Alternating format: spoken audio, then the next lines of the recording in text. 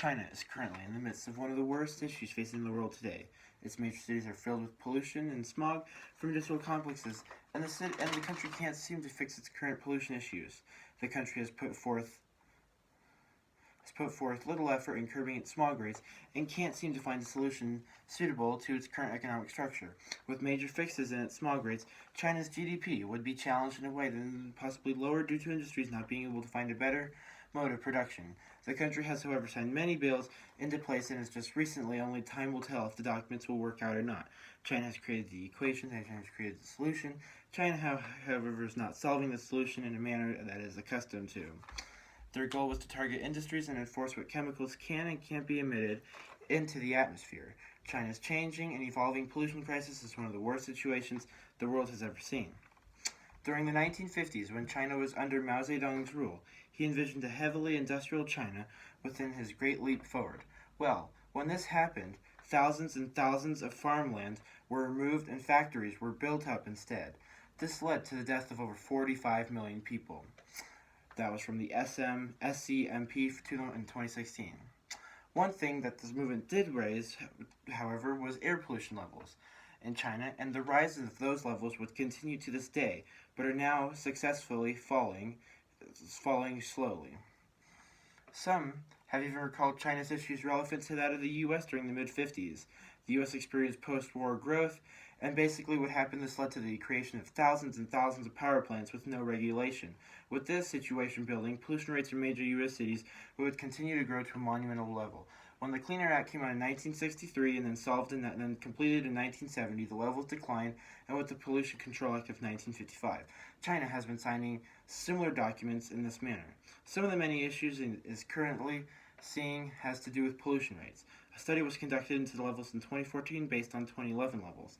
The data found that sulfur dioxide, SO2, emissions from all sources, mainly industrial and residential coal combustion, fell from 21.9 million tons in 2010 to 19.7 in 2014.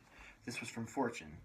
And nitrogen oxide levels, chiefly from the same coal-burning sources, as well as the fuel used by vehicles, fell from 24 million tons in 2011 to 20.8 million tons in 2014. These numbers, in a scientific sense, show that in general the numbers are in fact decreasing since legislation signing in 2011. Most people would find this significant. The only problem was that the laws targeted the wrong chemicals, and people in China aren't seeing a major effect. So now, to target would be targeting the entire Chinese power grid if that were to remove the chemicals that are coming out from coal power plants.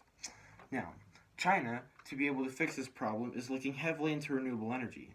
China is betting big on renewable energy. It pledged in January to invest 2.5 trillion yen, which is $367 billion, in renewable power generation.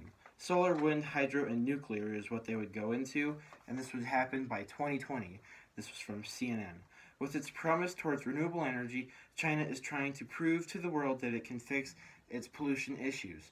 With this current move by the decentralized Chinese government, it has shown just how desperate China is to being able to fix its emission problem.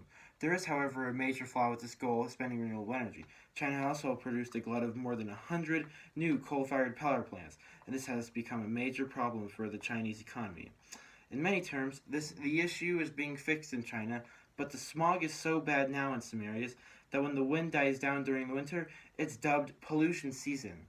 Now, pollution season is when visibility rates decline dramatically in China, and you can't see everywhere.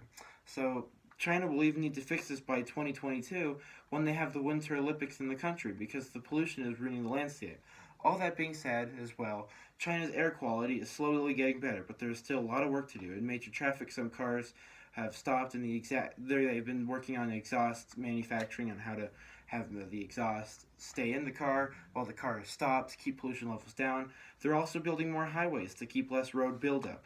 Road buildup is one of the major issues that China faces today because some traffic jams become very long.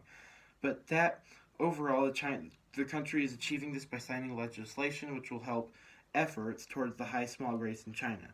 Legislation kills smog, and people kill climate change. This effort will help fix China's smog problem, which does need desperate help. China's changing and evolving pollution crisis is one of the worst situations the world has ever seen. Thank you. My name is Joseph Trainer, and that's all I have to you today about China's pollution issues.